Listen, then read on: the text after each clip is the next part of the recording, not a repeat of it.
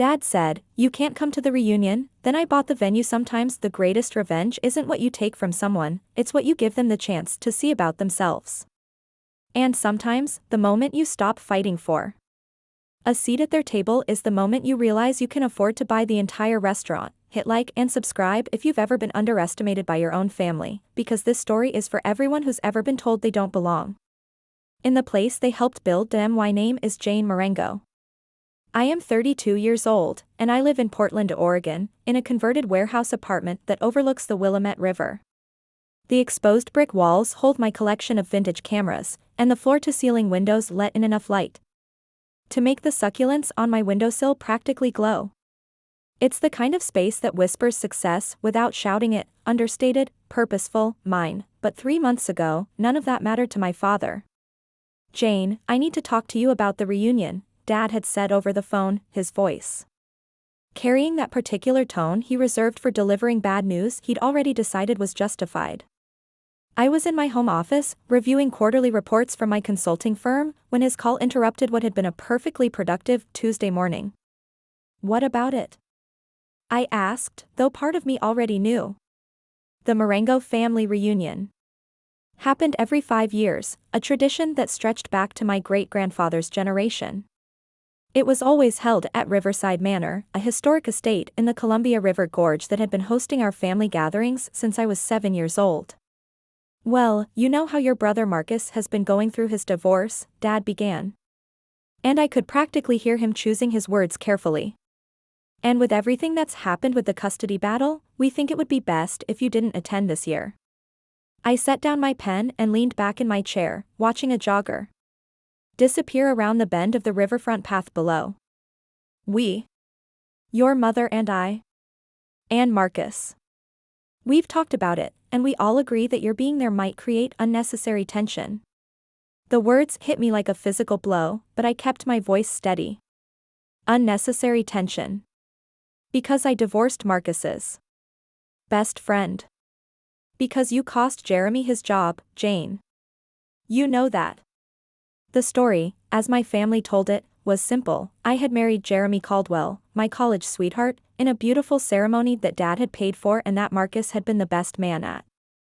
5 years later, when I discovered Jeremy had been embezzling funds from the nonprofit where we both worked, the same nonprofit where I served as financial director, I had turned him into the board. Jeremy lost his job, his reputation, and eventually our marriage. Marcus, who had recommended Jeremy for a position at his own company just months before the scandal broke, felt betrayed by my betrayal of his friend. That was 3 years ago. In the time since, I had rebuilt my career, started my own consulting firm, and created a life that was finally, genuinely mine. But to my family, I remained the woman who had destroyed a good man over the money issues that could have been handled privately. "Dad," I said, measuring each word, "Jeremy stole $47,000 from a charity that provides meals to homeless veterans. He didn't make a mistake on a spreadsheet. He created false invoices, forged signatures, and lied to my face. For 8 months, while I covered for discrepancies I thought were my own errors. I'm not relitigating this, Jane. The decision has been made. By everyone except me. You made your choice when you chose to destroy your marriage instead of working things out like an adult." I closed my eyes and counted to 5. Through the window, I could see a blue heron standing motionless in the shallows, waiting for the perfect moment to strike. "So I'm disinvited from a family reunion because I refuse to be complicit in a felony. You're disinvited because your presence would upset Marcus, and he's going through enough right now. Sometimes, Jane, being part of a family means making sacrifices for the greater good. And what sacrifice is Marcus making?" The silence stretched long enough that I thought the call had dropped. Then Dad cleared his throat. "This conversation is over. I'm sorry, but the decision stands." The line went dead, and I sat in my office chair, staring at my phone, trying to process what had just happened. I had been excommunicated from my own family reunion because my ex-husband's crime had inconvenienced my brother's social life. I spent the rest of that day in a strange, detached state, going through the motions of work while my mind churned. I reviewed contracts, responded to emails, had a productive video call with a client in Seattle, and ordered Thai food for dinner. But underneath it all, something was crystallizing, a cold, clear understanding that shifted the entire landscape of my relationship with my family. That evening, I called my mother. "Jane, honey," she said, and I could hear the television in the background. "Your father told me about your conversation today. Mom, I need you to understand something. Jeremy didn't just steal money. He stole money from veterans who rely on that organization for meals. He stole money that should have gone to buying groceries for people who sleep in doorways. And when I found out, I did what any decent person would do. I know, sweetheart. I know it was a difficult situation. Then why am I being punished for it?" Mom sighed, and I heard the TV volume decrease. "You're not being punished. We're just trying to keep the peace. Marcus is having such a hard time with the divorce, and seeing you at the reunion would just remind him of all the drama with Jeremy. The drama I caused by refusing to let my husband steal from homeless veterans. The drama you caused by not handling it within the family first." There it was, the heart of it. In my family's worldview, loyalty meant protecting the family's reputation above all else. It meant handling problems quietly, privately, without involving outside authorities or making waves that might ripple back to embarrass the Marengo name. It meant that when my husband committed a crime, I should have confronted him privately, given him a chance to make it right, and kept the whole messy business between us. It meant that doing the right thing was less important than doing the quiet thing.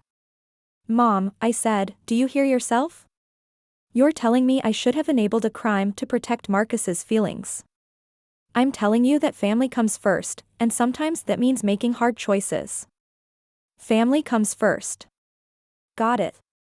I paused, watching the city lights reflect off the river. "So when do I stop being family?" "Don't be dramatic, Jane." "I'm not being dramatic. I'm asking a genuine question. At what point do I stop being your daughter and Marcus's sister and become just someone who's too inconvenient to include?" "You'll always be our daughter. But not convenient enough to invite to the reunion." Another long pause. "The reunion is one day, Jane. There will be others." "Will there?" I hung up before she could answer. That night, I couldn't sleep. I kept thinking about the reunion, about the conversations that would happen without me there. I imagined Marcus holding court, telling his version of the Jeremy story to cousins I hadn't seen in years. I imagined Dad explaining my absence with a subtle shake of his head and a few carefully chosen words about family drama. I imagined my aunts and uncles nodding sympathetically, filing away another piece of evidence that Jane had always been the difficult one, the one who couldn't just go along to get along. Not by 3 in the morning. I had made a decision that would have seemed impossible 12 hours earlier. I was going to buy Riverside Manor. The idea should have been absurd. I ran a successful consulting firm, but I wasn't by a historic estate wealthy. Riverside Manor was a 20-room mansion built in 1892, complete with formal gardens, a carriage house, and 47 acres of pristine Columbia River Gorge real estate. It was the kind of property that sold for millions, not the kind of thing you purchased on a whim because your family had hurt your feelings, but I couldn't shake the image of owning the place where my family had gathered for 25 years. The place where I had learned to swim in the estate's pool, where I had hidden in the rose garden during my teenage years, where I had danced at my cousin Patricia's wedding reception. The place where, in 6 weeks, my family would gather to celebrate their togetherness without me. The next morning, I called my lawyer. "Jane," Amanda said, "I need you to walk me through this again. You want to buy Riverside Manor because your dad disinvited you from a family reunion?" "I want to buy Riverside Manor because it's a sound investment in a prime location with significant potential for event hosting and corporate retreats," I said, which was also true.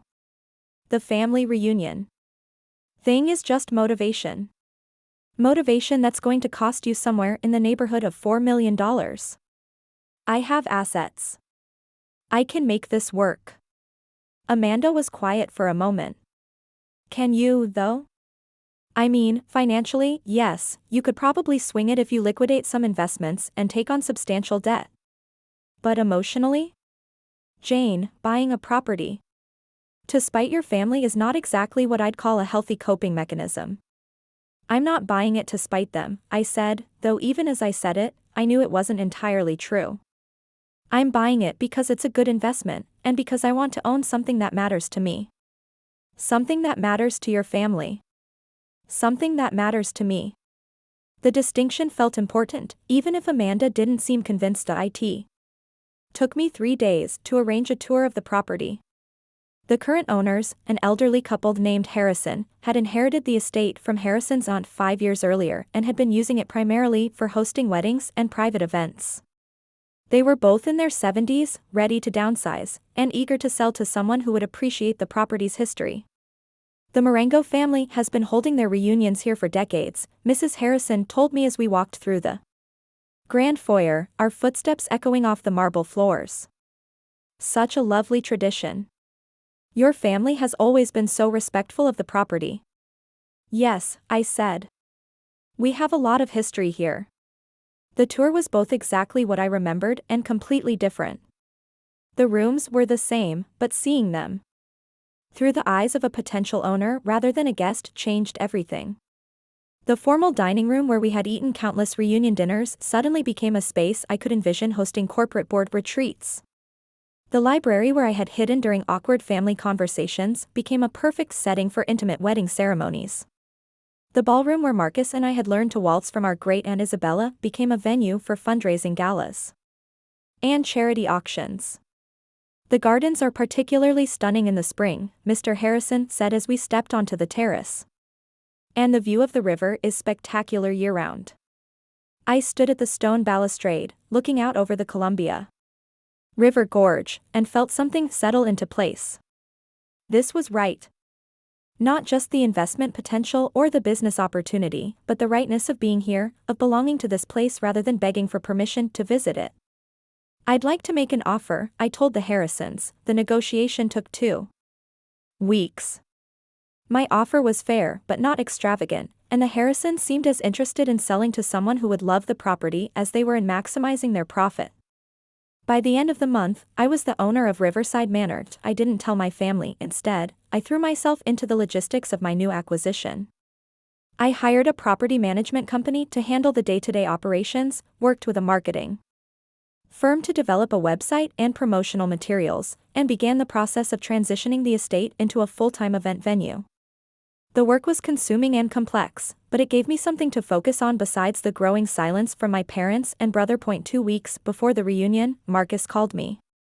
Jane, he said, I wanted to talk to you about Dad's decision. What? About it.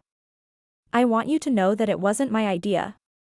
I mean, I understand why he made the choice he did, but I never asked him to disinvite you. I was in the Manor's kitchen, reviewing catering proposals with the events coordinator I had just hired.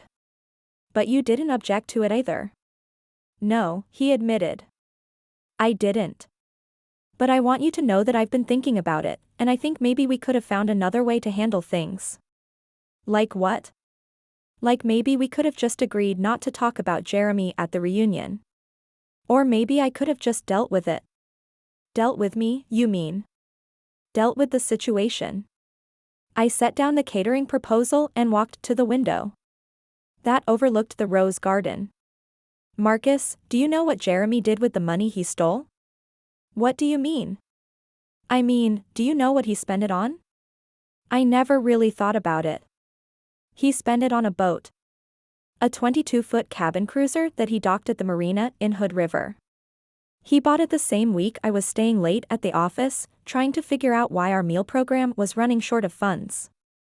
While I was making phone calls to food banks, trying to stretch our budget to feed 90 more people than we had money for, Jeremy was shopping for a boat with money he had stolen from those same people. Marcus was quiet. He took me out on that boat 3 times, I continued. I remember telling him how proud I was that he had saved up enough to buy it. I remember thinking that maybe we were finally getting our finances on track, that maybe we could start saving for a house. Jane, I'm sorry. I didn't know. You didn't know because you didn't want to know. None of you wanted to know. You wanted to believe that I destroyed my marriage over an accounting error because that made me the problem. It made me the one who chose career over family, who chose principles over loyalty, who chose being right over being easy to deal with. That's not fair. Isn't it? Marcus, you've known me for 32 years. Do you really think I would have destroyed my marriage over a bookkeeping mistake? He didn't answer immediately, which was answer enough. I called because I thought maybe you'd like to come to the reunion anyway, he said finally. Not officially, but maybe you could stop by for a little while. I could smooth things over with Dad. You could smooth things over with Dad. Yes. So I could attend my own family reunion as your guest, with your permission, as long as I don't make waves. I'm trying to help, Jane. No, you're trying to feel better about excluding me. You're trying to find a way to have me there without having to actually stand up for me. That's not what this is. Then what is it? Another long pause. I don't want to lose you, he said quietly. Then you should have thought of that before you decided I was the problem.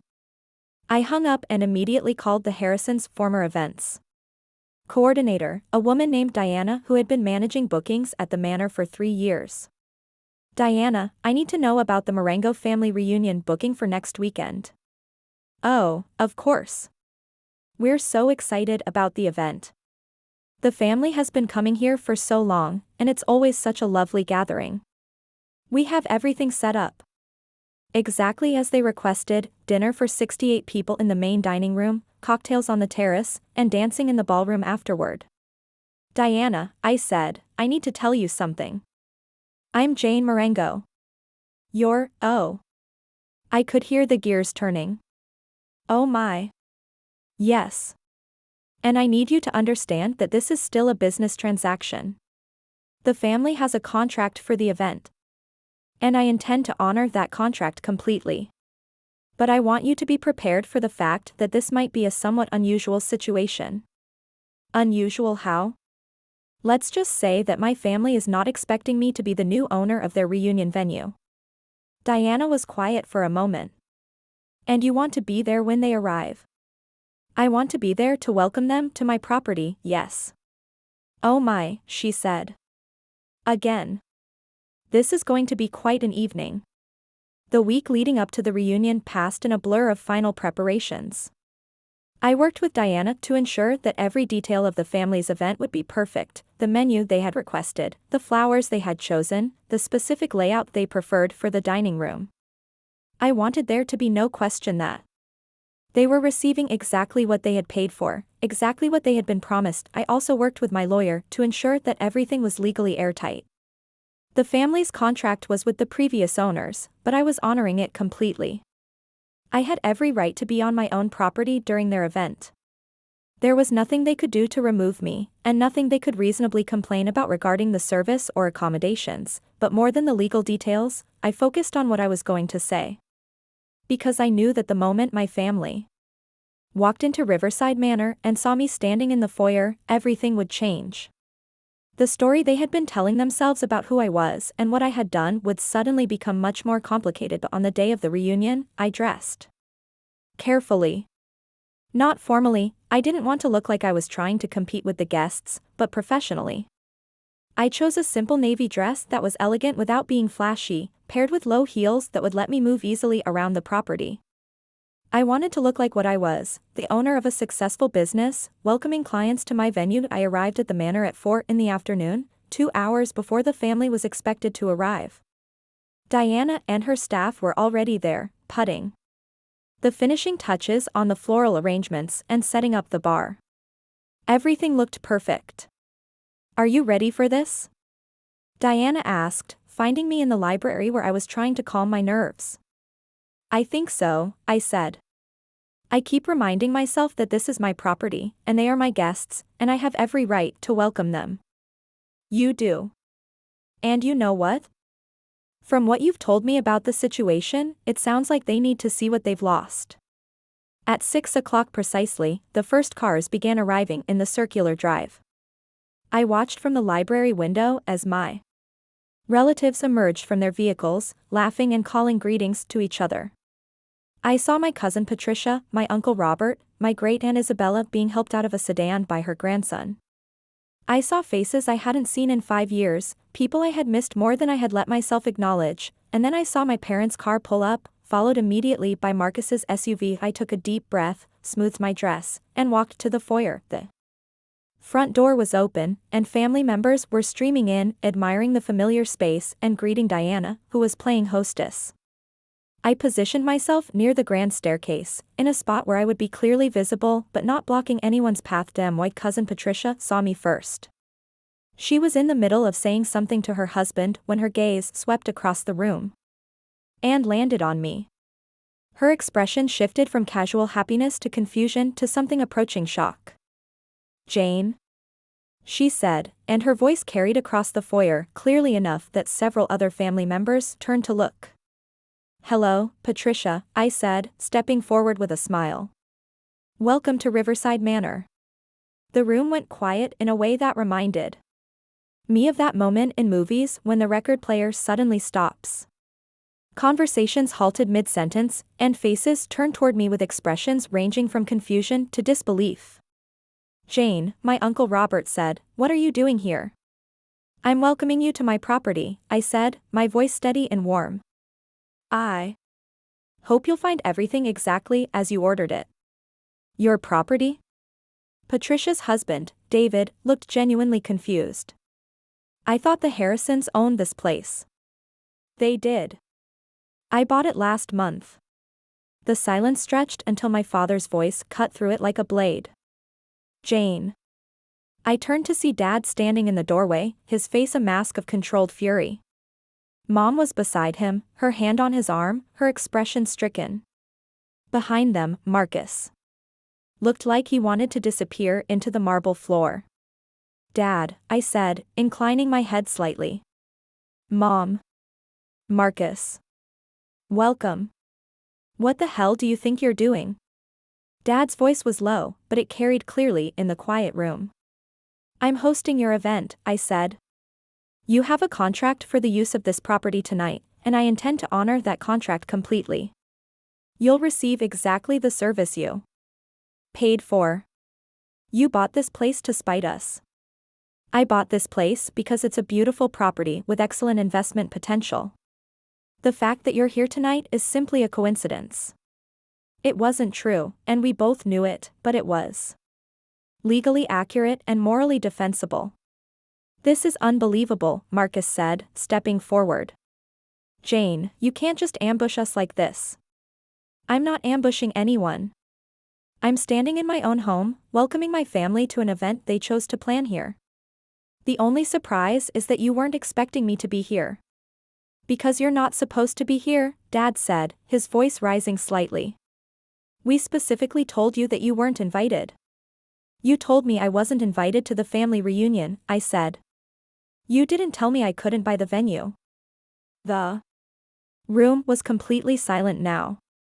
Everyone was staring at us, and I could feel the weight of their attention like a physical thing.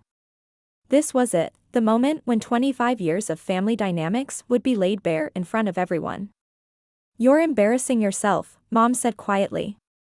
"And you're embarrassing us." "I'm embarrassing you?" I looked around the room, taking in the faces of my relatives. I'm standing in my own home, which I purchased with money I earned through my own work, welcoming family members who chose to plan an event here without knowing who owned the property. How exactly is that embarrassing? "Because you're making a scene," Dad said. "I'm making a scene by existing in a space where you decided I shouldn't be allowed. You know that's not what this is about." "Then what is it about, Dad? Please, explain it to everyone. Tell them why I'm not supposed to be at the family reunion." Dad's jaw tightened, and I could see him calculating, trying to figure out how to explain the situation without making himself look like the villain. The problem was that there wasn't a way to do that, because the situation was exactly what it looked like. They had excluded me from a family event because my presence would be inconvenient. "Tell them about Jeremy," I said when Dad didn't respond. "Tell them about why you decided I couldn't be trusted to attend a family gathering." "Jane, stop," Marcus said. "Stop what?" "Stop telling the truth." Stop being inconvenient? Stop existing in spaces where I'm not wanted? I turned to address the room at large. Since everyone seems confused, let me explain. 3 years ago, I discovered that my husband was stealing money from the nonprofit where we both worked. It was a charity that provides meals to homeless veterans. He stole $47,000 over the course of 8 months. When I found out, I reported him to the board of directors. He was fired, prosecuted, and sentenced to 2 years in prison. I divorced him. I could see the shock on some faces, the uncomfortable shifting of others who had heard pieces of the story but not the full truth.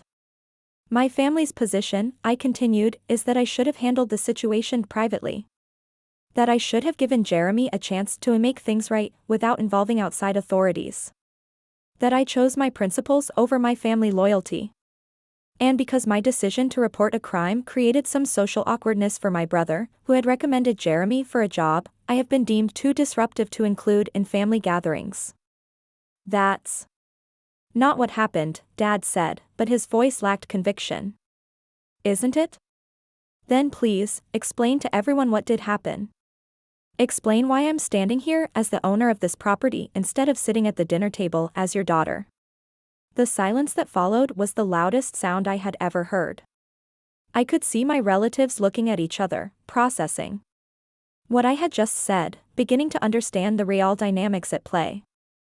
I could see Patricia frowning at Dad, Uncle Robert shaking his head slightly, Great Aunt Isabella looking genuinely appalled. You want to know what I think? I said, my voice still calm and measured. I think you've spent 3 years telling yourselves that I'm the problem because it's easier than admitting that you chose to protect a criminal rather than support your daughter. I think you've convinced yourselves that I'm difficult and dramatic. And disloyal because that's simpler than acknowledging that I did the right thing under difficult circumstances. Jeremy was family, Mom said weakly.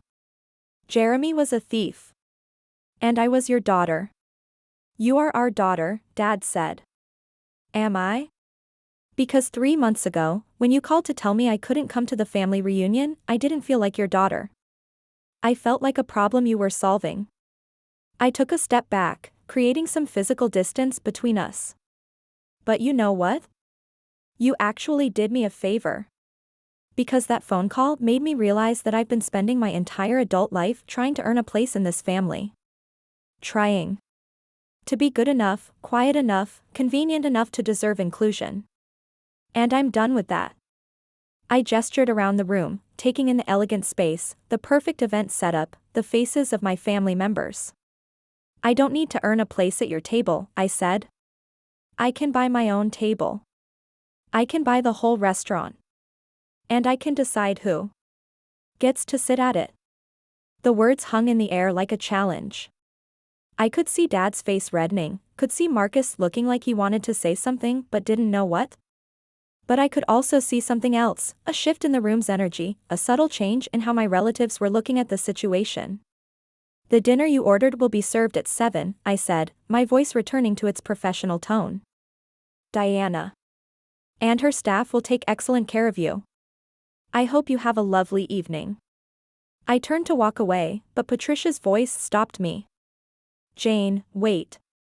I turned back to see her stepping forward, her expression thoughtful. What Jeremy did, she said, stealing from veterans, that's awful. I had no idea. Most people didn't. I said. It wasn't exactly the kind of thing the family wanted to discuss. And you really went through all that alone? The investigation, the trial, the divorce. I had good lawyers. And good friends. Patricia nodded slowly, then looked at Dad. Uncle Frank, I need to ask you something. Are you really telling me that you excluded Jane from the reunion because she reported a crime? It's more complicated than that, Dad said, but he was starting to sound defensive rather than authoritative. Is it? Because from where I'm standing, it looks like Jane did something brave and difficult, and instead of supporting her, you punished her for it. She could have handled it differently, Marcus said, but his voice lacked conviction. How? Patricia's husband David stepped forward. How should she have handled discovering that her husband was stealing from homeless veterans? She could have talked to him first, Marcus said. Given him a chance to explain. She was married to him for 5 years, Patricia said. Don't you think she would have noticed if he was the kind of person who would confess to embezzlement if asked nicely? I watched this exchange with fascination. My family was having the conversation about my situation that I had always wanted them to have, but they were having it without me. They were finally asking the questions I had hoped they would ask 3 years ago. The point is, Dad said, trying to regain control of the situation, family loyalty should mean something. When you're part of a family, you protect each other. From what? Great Aunt Isabella's voice was sharp and clear. At 86, she was still the most formidable person in the room. Protect each other from what, Frank? From outside interference. From unnecessary scandal. From consequences, you mean? From having our private business made public. Isabella shook her head. Frank, I've been part of this family for 8 decades. I've seen us protect each other from a lot of things: bad investments, failed businesses, drinking problems, affairs, bankruptcies. But I have never seen us protect each other from having to face the consequences of committing crimes against people who depend on charity to eat. The room was dead quiet. That boy stole food from veterans, Isabella continued. And when Jane found out about it, she did what any person with a conscience would do. She reported it. And you punished her for it. Aunt Isabella, you don't understand the full situation, Dad said. I understand enough. I understand that you have a daughter who chose to do the right thing under difficult circumstances, and instead of being proud of her, you excluded her from the family. And now she's standing here as the owner of the property where we've been gathering for 25 years, and you're angry at her for that too. Isabella turned to look at me, her eyes bright with something that might have been pride. Jane, she said, how much did this place cost you? Aunt Isabella, I said, that's not really relevant. Humor an old woman. I glanced around the room, then back at her. 4.2 million. Someone whistled softly. Dad's face went pale. $4.2 million, Isabella repeated. And you were able to purchase it because you've built a successful business. Yes, ma'am. The same business you started after you divorced the thief and rebuilt your career. Yes, ma'am. Isabella nodded and turned back to Dad. Frank, your daughter just spent $4 million to make a point about how you've treated her. And the point she's making is that she doesn't need you anymore. She doesn't need your approval, your permission, or your inclusion. She can create her own family gatherings, in her own space, with people who value her for who she is. She paused, letting that sink in. The question is, Isabella continued, what are you going to do about it? The room held its breath. I could see Dad struggling, his face cycling through anger, embarrassment, and something that might have been the beginning of understanding. Mom was crying quietly, her hand still on Dad's arm. Marcus looked like he was finally grasping the full magnitude of what had happened. I think, Patricia said into the silence, that we need to have a family meeting. A real one. Where we actually talk about what happened instead of pretending it didn't. I agree, Uncle Robert said. This has gone on long enough. The dinner is ready, Diana said quietly from the doorway. Would you like me to set another place? All eyes turned to me. This was the moment when I could choose to rejoin the family narrative or continue writing my own story. Thank you, Diana, I said, but I have other plans tonight. I could see the disappointment on some faces, the relief on others. But mostly, I could see understanding. I wasn't rejecting them out of spite or anger. I was choosing to maintain the boundary I had just established, the boundary that said I would no longer accept being treated as an optional member of my own family. Enjoy your dinner, I said to the room at large. Diana and her staff will take excellent care of you. And when you're ready to have that family meeting Patricia mentioned, you know where to find me. I walked toward the door, then turned back for one final moment. Oh, and Dad. Just so you know, I'm hosting a charity fundraiser here next month. For an organization that provides meals to homeless veterans. You're welcome to attend, if you'd like to see what actually supporting veterans looks like. I left them standing in the foyer of my manor, finally understanding that the woman they had dismissed was the same woman who now held the deed to the place where they had always felt most like a family. 3 weeks later, Marcus called me. Jane. He said, I owe you an apology. Yes, I said. You do. I've been thinking about what happened at the reunion. About what Aunt Isabella said, and what Patricia said. About what you said. And I think I've been telling myself a story about what happened with Jeremy because it was easier than admitting that I was wrong. I was in my office at the manor, reviewing applications from couples who wanted to hold their weddings there. The phone calls had started coming in almost immediately after word spread about the new ownership. Apparently, the story of the woman who bought her family's reunion venue had captured people's imagination. Marcus, I said, I need you to understand something. I'm not angry about Jeremy anymore. I'm not even angry about the reunion. I'm angry about 3 years of being treated like the problem when I was actually the solution. I know. I get that now. Do you? Because this isn't just about one phone call or one event. This is about a pattern. This is about the fact that every time I've stood up for something that mattered, you've all found a way to make it about how I could have been more diplomatic, more understanding, more willing to compromise. You're right. And I'm sorry. I'm not looking for an apology, Marcus. I'm looking for a change. What kind of change? I set down the wedding application I had been reviewing and looked out the window at the gardens. I'm looking for a family that supports me when I do the right thing, even when it's inconvenient. I'm looking for a family that's proud of me for building a successful business instead of resentful that I don't need them anymore. I'm looking for a family that includes me because they want me there. Not because they feel obligated. We do want you there. You wanted me there enough to plan a reunion without me. Marcus was quiet for a long moment. What can I do to fix this? You can start by understanding that this isn't something you can fix with a phone call.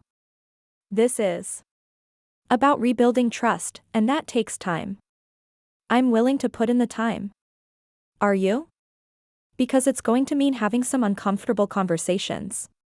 It's going to mean acknowledging that you were wrong, not just about the reunion, but about how you've treated me for the past 3 years. It's going to mean standing up to Dad when he tries to rewrite history. I can do that. Can you? Because at the reunion, when I was explaining what Jeremy had done, you were still trying to defend the decision to exclude me. I was embarrassed. I was trying to save face. At my expense. Again. Another long pause. You're right. I was. And I'm sorry. Marcus, I love you. You're my brother, and I want to have a relationship with you. But I'm done being the person who compromises and accommodates and makes things easier for everyone else. If you want to be part of my life, you're going to have to accept that I'm not going to shrink myself to fit into spaces that weren't designed for me. I understand. Do you? Because I'm not the same person I was 3 years ago. I'm not the same person I was 3 months ago. I've built something here, and I'm proud of it. I'm not going to apologize for my success or pretend to be smaller than I am to make other people comfortable. I wouldn't want you to. We'll see. I hung up and returned to the wedding applications. 3 couples wanted to hold their ceremonies in the rose garden. 2 more were interested in the ballroom. All of them had heard about Riverside Manor through word of mouth, from people who had been at other events here or who had heard the story of the reunion night. Diana knocked on the office door. Jane? There's someone here to see you. Who is it? Your great Aunt Isabella. I found Isabella in the library, examining the books on the shelves with interest. She was wearing a navy blue dress with a pearl necklace, and her silver hair was perfectly styled. At 86, she was still elegant and formidable. "Aunt Isabella," I said. "This is a surprise. I hope you don't mind me dropping by unannounced. I wanted to see how you were settling in." "I don't mind at all. Would you like some tea?" "That would be lovely." I called Diana to ask her to bring tea service to the library, then settled into the chair across from Isabella. "This is a beautiful room," Isabella said. "I've always loved libraries. There's something about being surrounded by books that makes me feel hopeful." "I feel the same way. It's one of my favorite spaces in the house." "And it is your house now." "I have to say, Jane, I was impressed by your performance at the reunion." "My performance?" "Oh, it was definitely a performance. A very well executed one. You managed to make your point without losing your dignity, and you forced the entire family to confront some uncomfortable truths. It was masterful." I smiled. "I'm not sure everyone would agree with that assessment. Everyone else isn't me. I've been watching this family for 8 decades, and I've seen a lot of drama.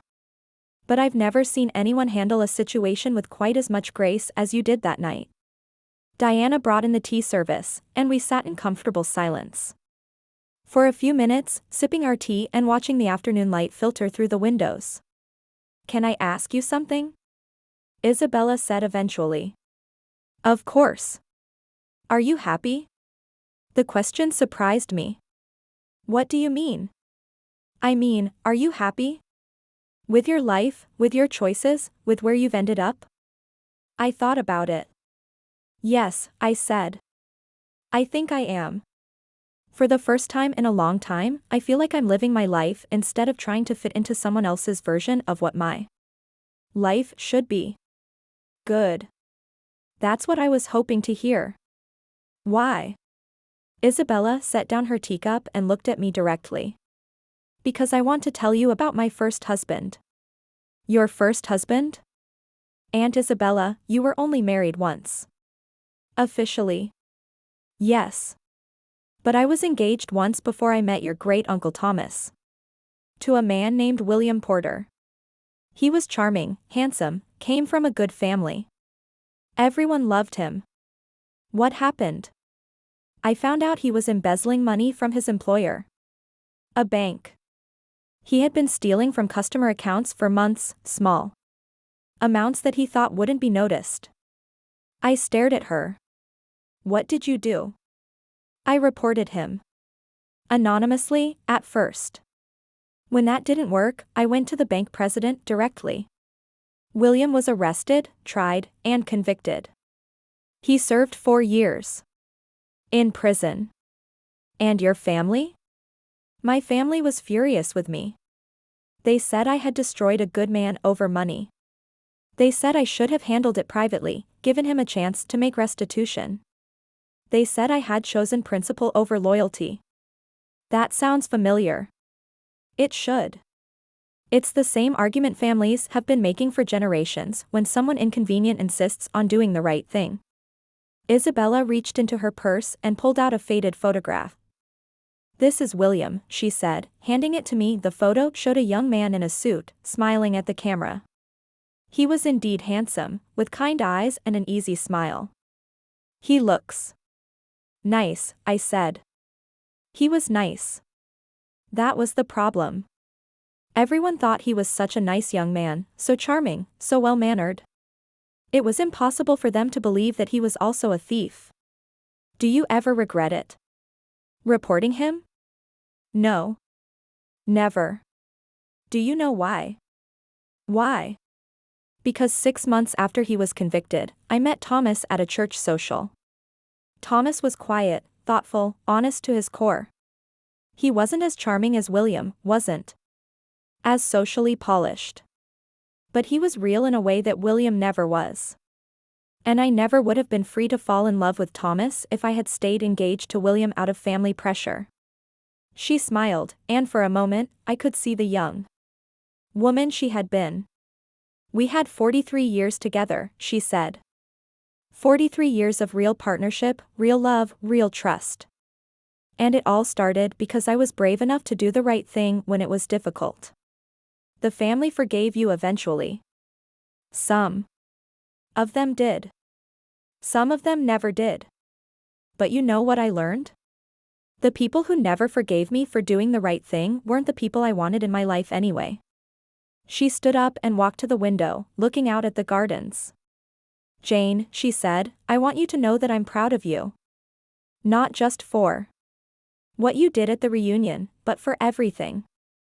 For reporting Jeremy, for rebuilding your career, for buying this place. You've shown more courage in the past 3 years than most people show in a lifetime. Thank you. That means a lot. And I want you to know that you're not alone. You have people in this family who support you, who are proud of you, who want to see you succeed. I know. Patricia has been calling me every few days since the reunion. Patricia. Robert, his kids, my grandson Michael. We've all been talking, and we're all on your side. What about my parents? And Marcus? Isabella turned back to face me. Your parents are struggling. They're not bad people, but they're proud people, and admitting they were wrong is hard for them. Marcus is trying, but he's still figuring out how to be loyal to you without betraying his relationship with your father. And what do you think I should do? I think you should keep doing exactly what you're doing. Keep building your business, keep living your life, keep being proud of what you've accomplished. Don't compromise yourself to make other people comfortable. Even if it means staying estranged from my parents. Especially then. Jane, you can't control whether other people choose to be part of your life. You can only control whether you're living a life worth being part of. After Isabella left, I spent the evening walking through the gardens, thinking about our conversation. The parallels between her story and mine were striking, but what struck me most was her contentment. At 86, she was genuinely happy. With the choices she had made, even the difficult ones, I thought about my own choices, about the path that had led me to this moment. 3 years ago, I had been married to a man who was stealing from homeless veterans. I had been working at a job that, while meaningful, was limiting my potential. I had been part of a family that valued conformity over conscience. Now, I was single, successful, and the owner of a property that was becoming one of the most sought-after event venues in the Pacific Northwest. I had a business that was growing, a reputation that was solid, and a future that was entirely my own, but more than that, I had something I had never had before, the unshakable knowledge that I was living according to my own values, regardless of what anyone else thought about. 2 days later, my mother called. Jane, she said, I need to talk to you. I'm listening. I need to apologize. For the reunion, for the things I said, for the way we've treated you. Mom, I appreciate that, but I need you to understand that this isn't just about the reunion. No. I've been thinking about it a lot since that night. About everything that happened with Jeremy, about how we handled it, about how we treated you. And I think we were wrong. I think we were so focused on avoiding drama that we forgot to support our daughter. You were focused on protecting Jeremy. We were focused on protecting the family's reputation. And we thought that meant protecting Jeremy because he was part of the family. But I was part of the family too. Yes. And we failed you. I failed you. I sat down in my office chair, looking out at the river. Mom, do you understand what Jeremy did? Really understand it. He stole money from a charity.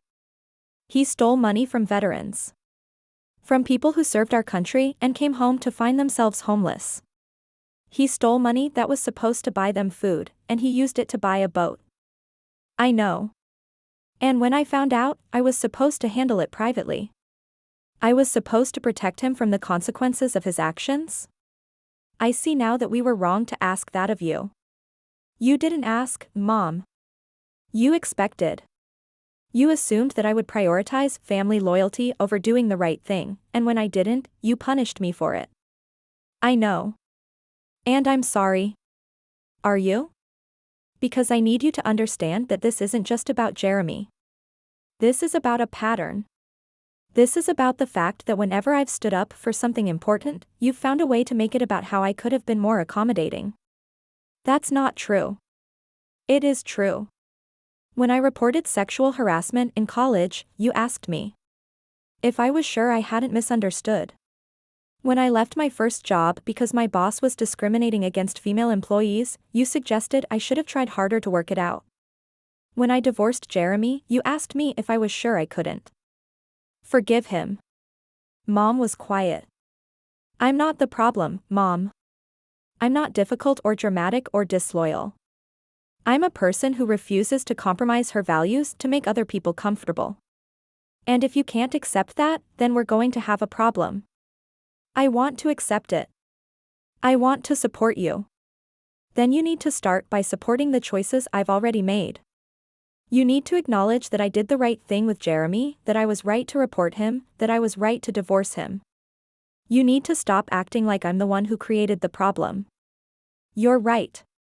You did do the right thing. And I should have supported you. Yes, you should have. And I should have been proud of you for starting your own business and for buying this place. You should have been. But you weren't. You were embarrassed by the reunion. I was embarrassed by our behavior, not yours. I was embarrassed that we had forced you into a position where you felt like you had to buy the venue to make a point. I didn't buy the venue to make a point. I bought it because it's a good investment and because I wanted to own something that mattered to me. And because we had hurt you. Yes. And because you had hurt me. I'm sorry, Jane.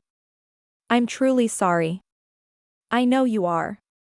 But I need you to understand that sorry isn't enough. I need you to change how you treat me going forward. How do I do that? You start by trusting my judgment. You start by assuming that when I make a difficult decision, I've thought it through carefully. You start by supporting me publicly, not just privately. I can do that. Can you? Because it's going to mean standing up to Dad when he tries to rewrite history. It's going to mean acknowledging to the rest of the family that you were wrong about Jeremy. It's going to mean being proud of me for owning this place instead of resentful that I don't need you anymore. I am proud of you. I've always been proud of you. Then why didn't it feel that way?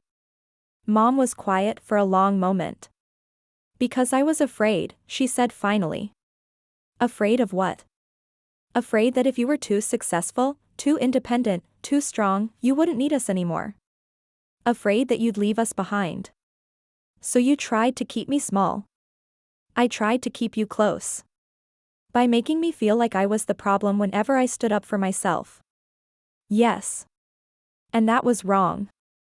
I leaned back in my chair, feeling something shift inside me. This was the conversation I had been waiting for 3 years. Not an excuse or a justification, but an acknowledgement of what had actually happened. Mom, I said, I love you. I love Dad. I love Marcus. But I can't go back to being the person who shrinks herself to fit into other people's expectations. I can't go back to being the person who compromises her values to keep the peace. I wouldn't want you to. Even if it means I'm sometimes inconvenient? Even then. Even if it means I sometimes make choices that embarrass you? Even then. Even if it means I don't need you the way I used to. Especially then. Jane, the point of raising children is to help them become independent adults. If you don't need us anymore, that means we did our job. I do need you. Just not the way I used to. I need you to be proud of me, to support me, to celebrate my successes. I need you to be my parents, not my managers. I can do that. Can you?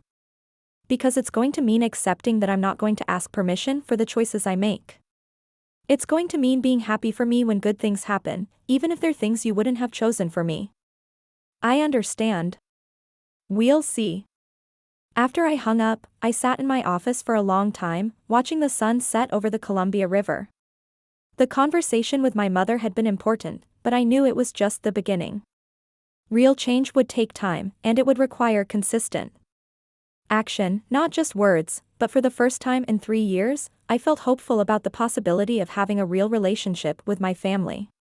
Not the relationship we used to have, where I performed the role of the dutiful daughter, but a new relationship built on mutual respect and acceptance. A month later, I hosted my first major event at Riverside Manor, a fundraising gala for the Veterans Meal Program that Jeremy had stolen from. The irony wasn't lost on me, but it felt like the right way to officially launch the venue's new chapter. The event was a success by every measure. We raised over $60,000 for the meal program, enough to feed homeless veterans for 6 months.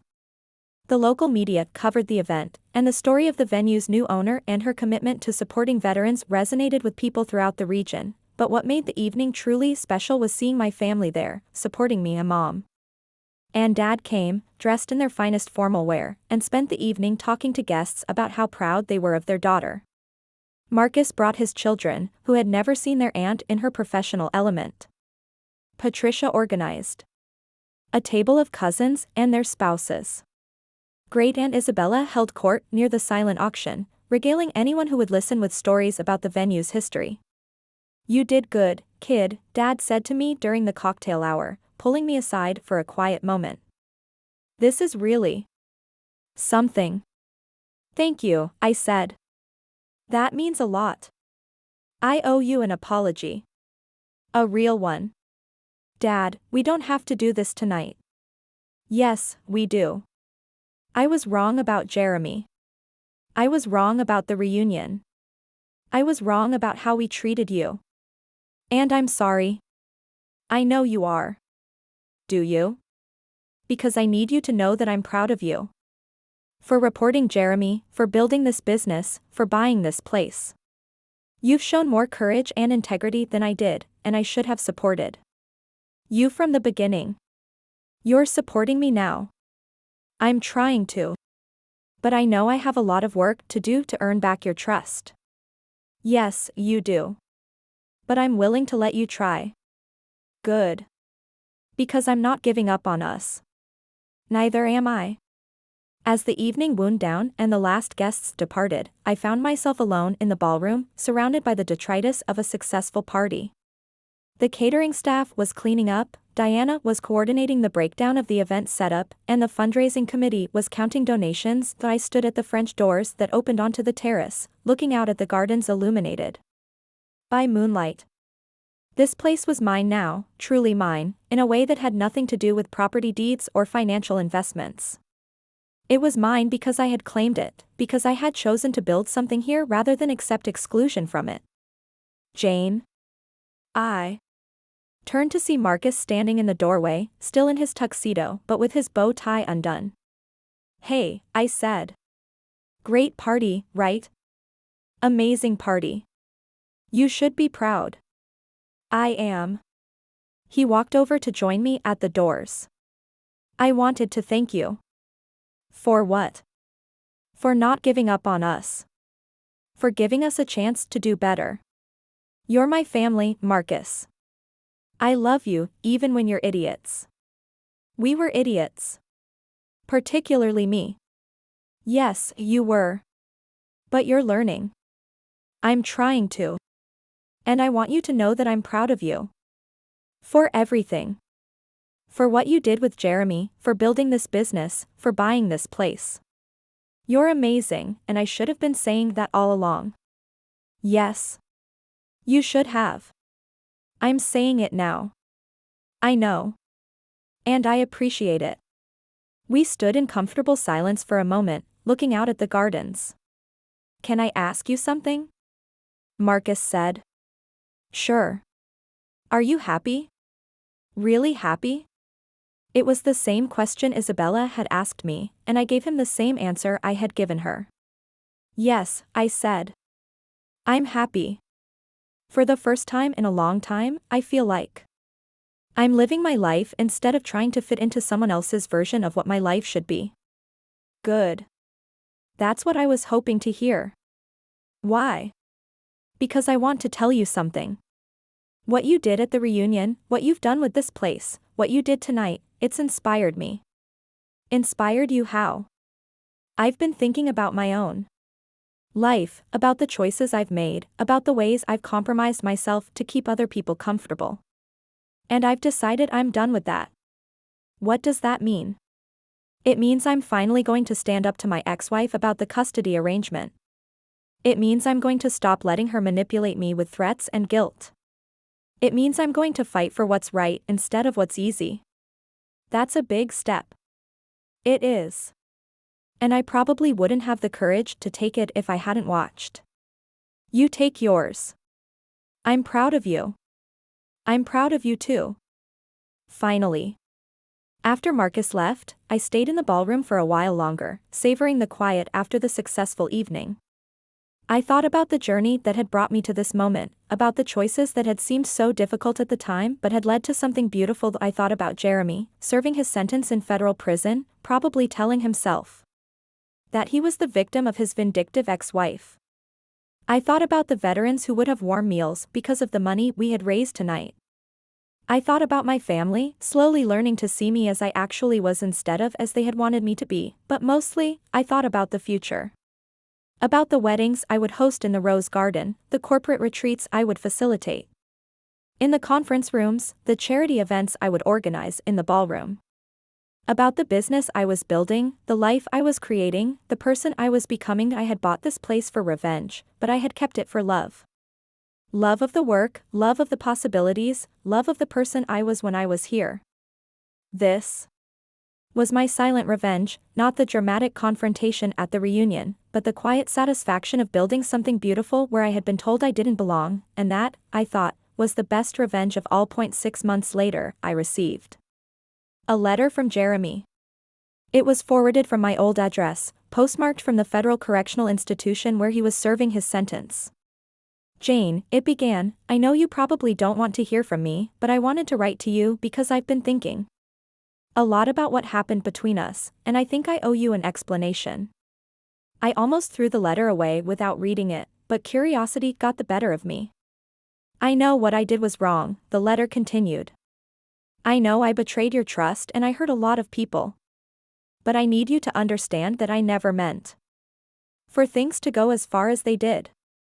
It started small, just borrowing money that I intended to pay back.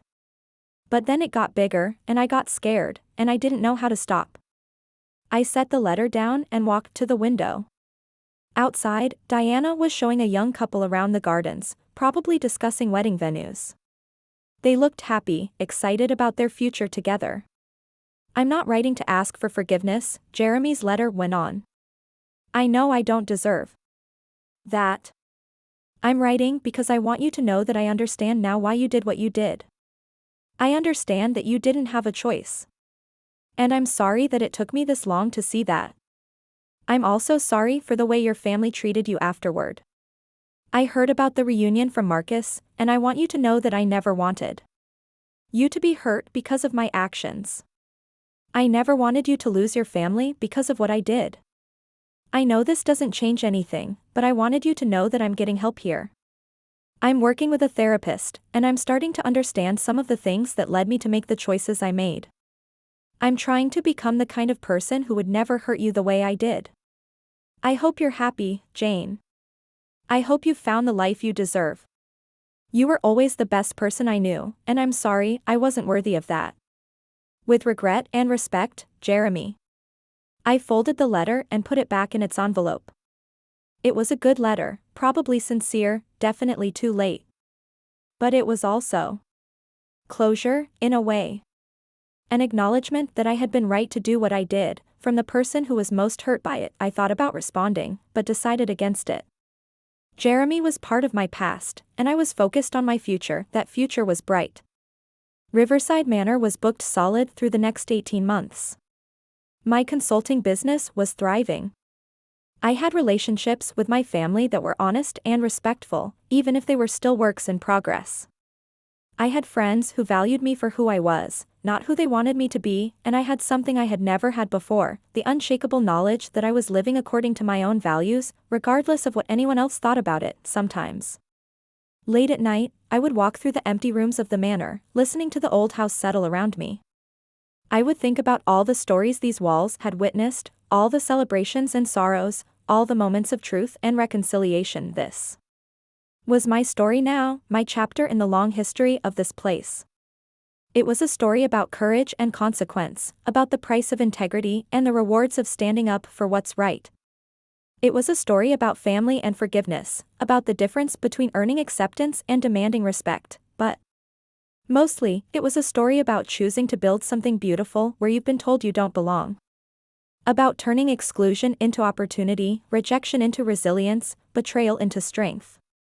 It was a story about silent revenge, the kind that doesn't destroy others but instead creates something so beautiful, so successful, so undeniably yours that the people who tried to diminish you can't help but see their mistake. And every time I watched a couple exchange vows in my rose garden, every time I hosted a successful corporate retreat in my conference rooms, every time I organized a charity event in my ballroom, I was reminded that the best revenge isn't what you take from someone, it's what you build for yourself. Have you ever been betrayed by the people closest to you? Have you ever been told you don't belong in a place you helped create? Share your story in the comments, someone out there needs to hear it. Sometimes the greatest gift we can give each other is the reminder that we're not alone in our struggles, and that there's always another chapter waiting to be written. Remember, you don't need to earn a seat at someone else's table. You can build your own table, choose your own guests, and create your own feast. And when you do, the people who tried to exclude you will finally understand what they lost. The best revenge is a life well lived, a success well earned, and a story well told.